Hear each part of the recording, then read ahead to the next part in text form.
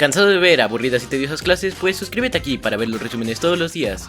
Y bienvenido a Iñaki Guis. Si quieres ver en texto la información de este video, únicamente tienes que activar los subtítulos en la parte inferior derecha de este mismo. Y ahora sin nada más que decir, vamos con los resúmenes. La primera clase que veremos será la de español, titulada Nombrando con pronombres. Nuestro resumen dice lo siguiente: indagarás en cómo utilizar diversos recursos para nombrar un mismo concepto en el texto, y así evitar la repetición de un término. Te centrarás en el uso de los pronombres demostrativos como referentes a los sustantivos, que sirven para reconocer de qué o quién se habla en cada momento. También identificarás otros tipos de pronombres, ya que estos dependen del contexto y se determinan en relación con otras palabras o términos que se han nombrado previamente. En ocasiones no se profundiza en la que se escribe, y es posible leer textos como el siguiente. Uno de los problemas de la COVID-19 es lo variado de sus síntomas y la intensidad de los mismos. Existen factores que ayudan a que la COVID-19 se torne grave. Ahora observa un texto con una redacción ligeramente distinta. Identifica las diferencias. Uno de los problemas de la COVID-19 es lo variado de sus síntomas y la intensidad de los mismos. Existen factores que ayudan a que ésta se torne grave. ¿Notaste cómo cambia la lectura cuando se usan pronombres? El texto se torna más comprensible. Por ello, conviene aprender a utilizar los pronombres. Los pronombres deben emplearse para evitar repeticiones innecesarias y para que el texto se enriquezca al usarlos. Lo que escribas será más comprensible y ágil de leerse. El pronombre es un tipo de sustantivo, solo que los sustantivos designan a los sujetos en una especie determinada y los pronombres nombran a los individuos sin determinar su especie, es decir, los pronombres ayudan a sustituir a los sustantivos. A continuación, presta atención en los distintos pronombres que existen. Los demostrativos: esta, estas, este, esa, esas, aquel, aquella, esos, estos y aquellos. Cuantificadores indefinidos: todo, mucho, poco, más, algún, varios, menos, otro, ningún, cualquiera, bastante, demasiado, algo o nada. Los cuantificadores numerales: 1, quinto, tercero, 100, tercio, el doble. Los relativos: el que, los que, la cual, el cual, los cuales, quién, quiénes, cuyo, cuyas. Y finalmente los pronombres interrogativos y los exclamativos. En este caso se agregarán ambos, y también observarás un ejemplo con su uso. Presta atención: los interrogativos: ¿quién? ¿Qué? ¿Cuál? ¿Cuáles? ¿A quién? ¿A qué? ¿A cuáles? Los exclamativos: ¿quién? ¿Qué? ¿Cuánta? ¿Cuánto? ¿Cuántos? ¿Cuán? ¿Cuántas? El reto de hoy es el siguiente: busca un texto de tu interés y en él identifica los pronombres demostrativos que aprendiste en esta sesión. Proseguiremos con la clase de matemáticas, titulada El método de suma y resta. Nuestro resumen dice así: conocerás nuevas técnicas, procedimientos y algoritmos para resolver un problema. Continuarás con la resolución de situaciones problema mediante el planteamiento de sistemas de dos ecuaciones lineales con dos incógnitas, utilizando el método de suma y resta, o también conocido como el método de eliminación. Los sistemas de ecuaciones lineales sirven para codificar relaciones en lenguaje algebraico y a partir de ahí poder manejarlas matemáticamente. Esto supone una herramienta muy potente para resolver problemas. En sesiones anteriores de matemáticas de segundo grado, conociste varios métodos para resolver un sistema de ecuaciones lineales con dos incógnitas. En esta ocasión profundizarás en el método de suma y resta. Reflexiona en las siguientes preguntas, mismas que puedes registrar en tu cuaderno e ir respondiendo a lo largo de la sesión. ¿Cuáles son las condiciones que deben cumplir los sistemas de dos ecuaciones con dos incógnitas para utilizar el método de suma o resta? ¿Qué se requiere hacer cuando la incógnita a despejar no tiene signos distintos ni coeficientes iguales? ¿Qué procedimiento debes realizar para verificar que la solución obtenida es la adecuada? Ahora veamos un problema. En una prueba de elección múltiple se califica con 4 puntos por cada respuesta correcta y se resta un punto por cada respuesta equivocada. Stephanie responde a 17 preguntas y obtiene 43 puntos. ¿Cuántas preguntas respondió correctamente? ¿Cuántos puntos obtuvo de preguntas con respuesta correcta? ¿Cuántos puntos obtuvo de preguntas con respuesta equivocada? Para plantear nuestra ecuación usaremos x para el número de preguntas respondidas de manera correcta e y para el número de preguntas con respuesta equivocada. La primera ecuación la modelamos de la siguiente manera: x más y es igual a 17, y la segunda ecuación, que representa el número de puntos que obtuvo en la prueba, la representaremos del siguiente modo: 4x menos y es igual a 43, por lo que nuestro sistema de ecuaciones lineales está completo. Si te está gustando el video o te está siendo de utilidad, recuerda que nos puedes apoyar en la tienda de Fortnite o de Epic con el código INAKI1708.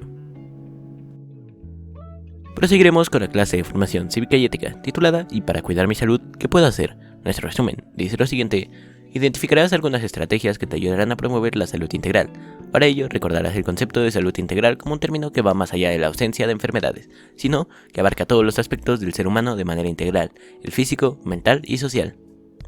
Además, analizarás las condiciones de vida que han cambiado considerablemente con el paso del tiempo, y por lo tanto las medidas preventivas también se han modificado, es decir, las personas cuidaban su salud de manera distinta a como se hace ahora. La salud es cuidar de nosotros mismos, por una parte, de tu cuerpo al hacer ejercicio, tomar agua simple, tener una dieta correcta, asistir al médico de manera frecuente y no solo cuando se está enfermo. También el hecho de conocer algunas medidas para evitar enfermedades, como dormir bien, lavarse las manos antes de comer, lavarse los dientes después de cualquier comida, entre otras. La salud también está relacionada con procurar que tu mente se encuentre tranquila y tomar medidas cuando uno esté estresado en esta vertiginosa vida. Anteriormente se creía que el concepto de salud era algo tan sencillo como no tener alguna enfermedad, y que en caso de tenerla ir al médico ayudaba a volver a tener salud. Sin embargo, la salud va más allá. La OMS la define de la siguiente manera: la salud es un estado de completo bienestar físico, mental y social, y no solamente la ausencia de afecciones o enfermedades. Esto deja claro que dicha definición contempla los diferentes aspectos que conforman la salud integral, ya que estipula como prioritario el hecho de vivir en armonía. Incluso se puede observar que es un concepto que no solo tiene relación con el cuidado del cuerpo y sus órganos, sino que incluye construir una forma de vida que sea saludable en todos los aspectos de la vida de una persona. Es decir, la salud de todas y todos se encuentra estrechamente relacionada con el entorno en el que nos desenvolvemos y la manera en que nos relacionamos con nuestros pares. Por ello, también uno de nuestros objetivos debería ser pensar cómo nos gustaría mirarnos en el futuro y en este presente colaborar para que todas las personas gocen de una vida más saludable. El reto de hoy es el siguiente. Toma el caso de Carlos, donde comenta la situación de su papá sobre su trabajo y el estrés que le provoca.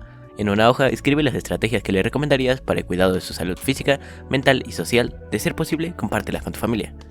Continuaremos con la clase de tecnología, titulada Tradición y Ciencia en la Técnica. Nuestro resumen dice lo siguiente: profundizarás en el conocimiento tradicional y científico a través del tiempo y cómo ha mejorado la técnica. Además, conocerás la importancia de estos conocimientos para resolver problemas de la vida cotidiana. En la actualidad, los medios de comunicación como revistas y documentos ilustran con fotografías e imágenes la cultura vigente de cualquier país, es decir, sus costumbres, su arte y su tecnología. Esta información podrá ser un referente para las generaciones futuras y ayudar a entender las actividades y adelantos que tenían los pueblos en otras épocas.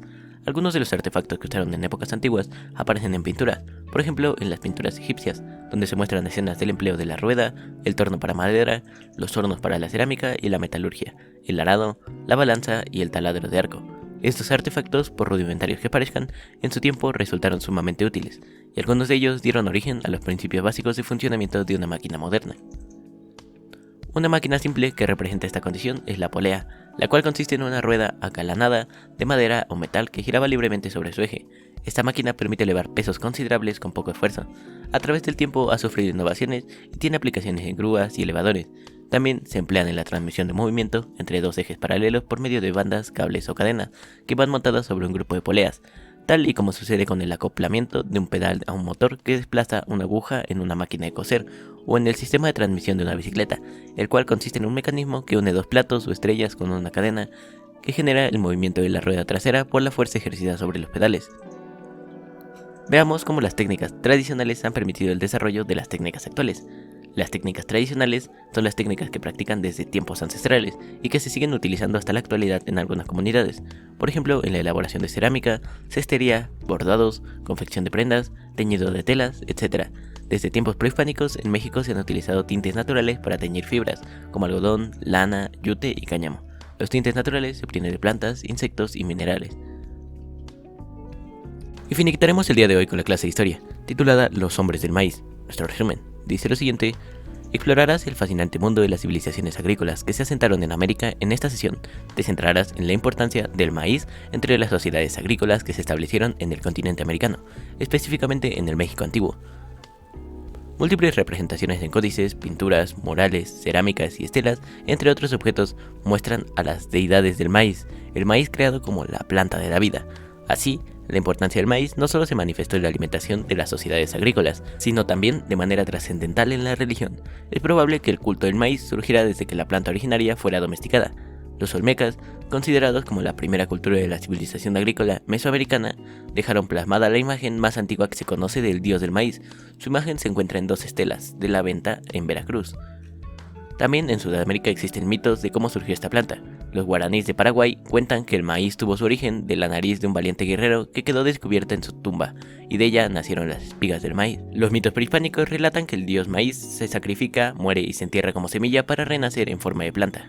Se atribuye al cultivo del maíz el asentamiento de los recolectores y cazadores y que, a partir de su domesticación, se desarrolló la agricultura en gran parte del territorio del continente americano. En la actualidad, el maíz sigue siendo parte de las celebraciones de los pueblos indígenas del país y es la base de la alimentación de los mexicanos. En este mito, se hace una síntesis del desarrollo de la sociedad azteca desde la creación de los hombres, de cómo Quetzalcóatl les dio el maíz para alimentarse, además de enseñarlos a sembrar, a cazar y darles todos los conocimientos que poseían para sobrevivir. Finalmente, este dios, ante una deshonra, se sacrifica desterrándose. ¿Te has preguntado de qué lugar proviene el maíz? ¿Hace cuántos años se empezó a cultivar? ¿Qué poblaciones lo cultivaron? ¿Para qué lo utilizaron? ¿Qué cambios provocó en las poblaciones de esa época? El proceso de la domesticación del maíz comenzó con la recolección de esa y otras plantas, actividades que llevaban a cabo las mujeres. A través del tiempo, fueron observando y conociendo el ciclo de crecimiento de las plantas y cuáles eran las partes más útiles. Con ese conocimiento se fueron seleccionando los granos, modificando la estructura de la planta original a una mazorca cada vez más grande, con mayor cantidad de granos y cubiertas por hojas.